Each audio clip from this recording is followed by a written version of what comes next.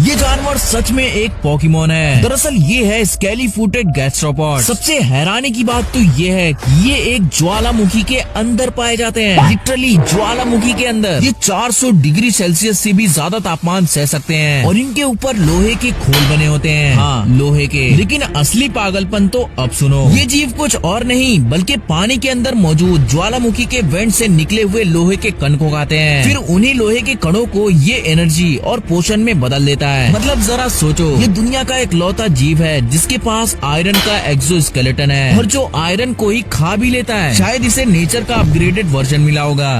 बर्फ के अंदर मिली सबसे अजीबोगरीब चीजें। नंबर 1, 1999 में अर्जेंटीना के बर्फीली पहाड़ पर रिसर्चर्स को एक बच्ची बर्फ में जमी हुई मिली। जब इस बॉडी पर रिसर्च की गई तो पता चला कि इस बच्ची की 500 साल पहले बलि चढ़ाई गई थी और उसे पहाड़ पर तड़प तड़प कर मरने के लिए छोड़ दिया गया था। दरअसल पहले के सभ्यताओं में 15 से 16 साल के बच्चों की इसी तरह बलि चढ़ाई जाती थी। सबसे हैरान कर देने वाली बात तो ये थी कि इतने साल बीत जाने के बाद भी इस बच्ची की बॉडी एकदम सही सलामत थी। नंबर 2, 1991 में 2 जर्मन टूरिस्ट को गलती से कई हजार साल पुरानी एक इंसान की बॉडी मिली। जब इस पर रिसर्च की गई तो पता चला कि ये बॉडी तो 5000 साल पुरानी है। और सबसे कमाल की बात तो ये थी कि इस बॉडी पर रिसर्चर्स को 61 टैटूज बने हुए मिले। मतलब टैटूज का आविष्कार बहुत पहले ही हो गया था। नंबर 3, 2014 में साइबेरिया के बर्फीली चट्टान में वैज्ञानिकों को 35,000 साल पुराना एक वायरस मिला। जब इस वायरस को अमीबा के साथ छोड़ा गया तो उसने फौरन कुछ ऐसी चीजें जो हमें लगता है कि वो काफी छोटे होंगे लेकिन असल जिंदगी में वो काफी बड़े होते हैं। और लास्ट वाली चीज तो आपको हैरान करने वाली है। नंबर 3, आपने समुद्र में बने कुछ इस तरह के ऑयल रिग्स को तो देखे ही होंगे और आपको तो पता ही होगा कि ज्यादातर जो ऑयल रिग्स होते हैं वो इतने ही बड़े होते हैं। लेकिन मेरे दोस्त, ये जस्ट ऑयल रिग्स का मात्र 10% ही हिस्सा है। बाकी का 90% हिस्सा पानी के अंदर रहता है। और देखो, एक पूरे शहर के सामने ये कितने ज्यादा बड़े होते हैं। नंबर 2, ये देखो, ये पिक्चर ये दर्शाती है कि पहले जमाने में जो विशालकाय बियर्स होते थे वो इंसानों के कंपैरिजन में देखो कितने ज्यादा बड़े होते थे। मतलब गजब। नंबर 1, आपने एयरप्लेन्स को तो देखे ही होंगे और आपको तो पता ही होगा कि एयरप्लेन्स जो होते हैं वो काफी बड़े होते हैं। लेकिन दोस्तों, जिस एयरप्लेन की हम बात कर रहे हैं वो असल में बहुत छोटी है इस विशालकाय एयरप्लेन के सामने। ये देखो, ये है एक नॉर्मल एयरप्लेन जिसे हम सब जानते हैं। और ये देखो, ये है दुनिया की सबसे बड़ी एयरप्लेन। और देखो, एक नॉर्मल एयरप्लेन के सामने ये कितने ज्यादा बड़े होते हैं।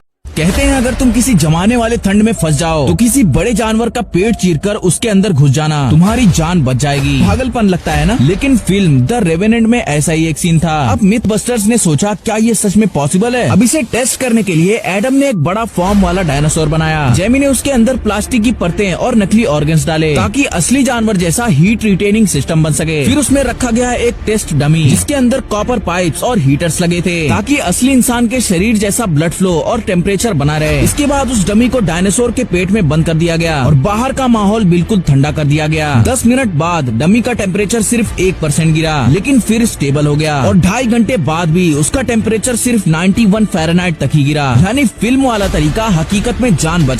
ये शायद इनकी जिंदगी का सबसे खौफनाक दिन था। 2 आदमी रोज की तरह लिफ्ट से जा रहे थे, तभी अचानक लिफ्ट बीच में रुक गई। कुछ ही देर में बेसमेंट से पानी लिफ्ट के अंदर बनने लगा और देखते ही देखते पानी आधी लिफ्ट तक पहुंच गया। पहले उन्होंने लिफ्ट के दरवाजे खोलने की कोशिश की लेकिन नाकाम रहे। पानी लगातार ऊपर चढ़ रहा था तो दोनों हाथ पकड़ने वाली रेलिंग पर चढ़ गए ताकि डूबने से बच सके। इसी बीच गैब्रियल ने अपने मोबाइल से पुलिस को कॉल किया, जबकि क्लीवर लिफ्ट की छत पर बने मेंटेनेंस हैच को खोलने की कोशिश करने लगा। किस्मत से पास ही मौजूद 2 पुलिस ऑफिसर्स ने कॉल सुनी और तुरंत इमारत पहुंच गए। बेसमेंट पूरी तरह पानी से भरा हुआ था लेकिन ऑफिसर्स तैरते हुए वहां तक पहुंच गए और आखिरकार उन्होंने क्रोबार से लिफ्ट के दरवाजे तोड़े और दोनों लोगों को सुरक्षित बाहर निकाल लिया। कभी कभी जिंदगी सच में 1 सेकंड का खेल बन जाती है और ये लोग उसकी सबसे बड़ी मिसाल है। इन हिरन के सींगों को काटने के बाद ये आदमी इन्हें ऐसी चीज में बदल देगा जिसे आप कई सालों से इस्तेमाल करते आ रहे हो, क्योंकि जब इन सींगों को कई दिनों तक उबाला जाता है तो इनसे एक गाढ़ा चिपचिपा जेल निकलता है जिसे एंटलर ग्लू कहते हैं। यही है वो पहला कदम जिससे ये 2000 साल पुरानी कला शुरू हुई। फिर वो पाइन वुड को एक खास भट्टी में जलाता है जिसमें कई मिट्टी के बर्तन रखे होते हैं। जैसे जैसे धुआं ऊपर उठता है वो हर बर्तन के अंदर चिपकता जाता है और आखिर में अंदर एक पतली काली परत छोड़ देता है। ये बारीक काला पाउडर दिखने में बहुत ही नॉर्मल लगता है, लेकिन असल में बहुत ही कीमती होता है। अब इस काले पाउडर में एंटलर ग्लू डाला जाता है और हाथों से गूंधा जाता है जब तक वो भारी काली मिट्टी जैसा बन न जाए। फिर उसे बार बार हथौड़े से पीटा जाता है ताकि वो पूरी तरह घना और चिकना हो जाए। ये काम घंटों चलता है क्योंकि उसे बिल्कुल स्मूथ बनाना जरूरी है। आखिर में इस मिक्सर का एक छोटा टुकड़ा चौकोर सांचे में दबाया जाता है और हफ्तों तक सूखने के लिए छोड़ दिया जाता है और इसी तरह तैयार होती है वो स्याही, जिसकी मदद से इंसानों ने सदियों तक अपने शब्द दुनिया तक पहुँचाए।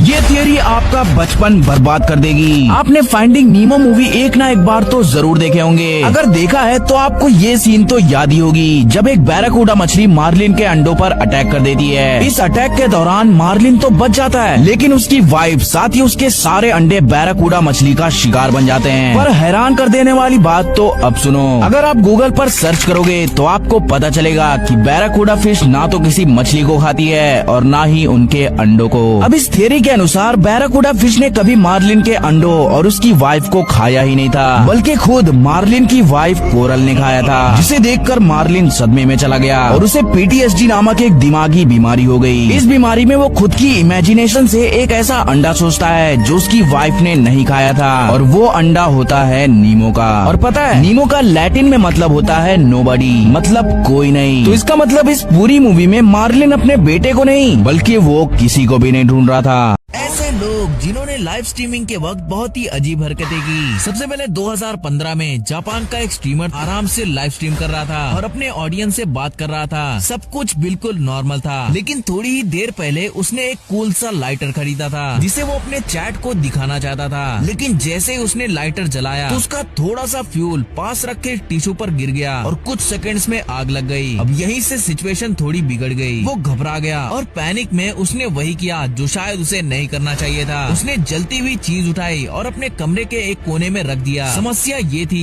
कि वो कोना कागजों और कार्डबोर्ड से भरा हुआ था और आप जानते ही हो जब आग कागज और कार्डबोर्ड से मिलती है तो क्या होता है, आग और भी भड़क जाती है। आग बुझाने के लिए उसने ऊपर से और कार्डबोर्ड डाल दिया, लेकिन इससे आग बुझे नहीं बल्कि और ज्यादा बढ़ गई। कुछ ही पलों में उसका पूरा कमरा जलने लगा और ये सब कुछ उसकी ऑडियंस लाइव देख रही थी। इस वीडियो से आपको पता चलेगा कि आपकी विजन कितनी स्ट्रांग है और आप कलर्स को कितने जल्दी डिटेक्ट कर पाते हो। और अगर आप इस वीडियो के सबसे हार्डेस्ट लेवल को पास कर पाते हो तो आपके पास डेफिनेटली सुपर विजन है, जो दुनिया के सिर्फ 5% लोगों के पास ही है। तो सबसे पहले है इजी लेवल। इसमें से बताओ सबसे अलग कलर कौन सा है। आपके पास सिर्फ 3 सेकेंड्स है। तो ये वाला काफी इजी था, लेकिन अब बारी है मीडियम लेवल की। तो चलो अब इसमें से बताओ कि सबसे अलग कलर कौन सा है। तो इसका आंसर है 9। अब बारी है इस वीडियो के सबसे हार्डेस्ट लेवल की, और अगर आप इसे पार कर पाते हो तो आपके पास डेफिनेटली सुपर विजन है। तो चलो बताओ कि इसमें से कौन सा कलर अलग है।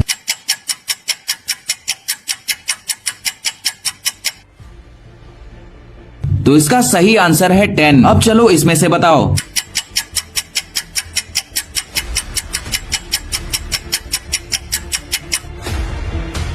तो इसका करेक्ट आंसर है 3। वैसे आपने कितने आंसर करेक्ट दिए हैं मुझे कमेंट करके जरूर बताना।